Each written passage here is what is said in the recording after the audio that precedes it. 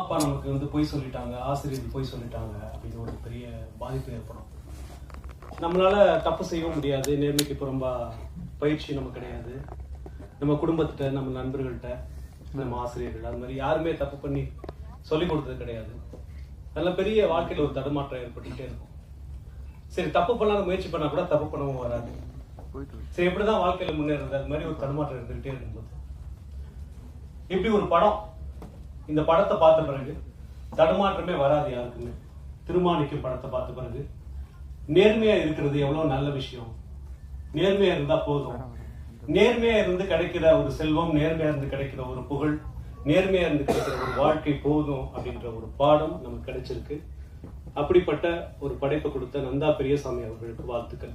அப்பா நமக்கு பொய் சொல்லிட்டாங்க, ஆசிரியர் பொய் சொல்லிட்டாங்க அப்படின்னு ஒரு பெரிய பாதிப்பு ஏற்படும். நம்மளால தப்பு செய்யவும் முடியாது. நேர்மைக்கு புறம்பா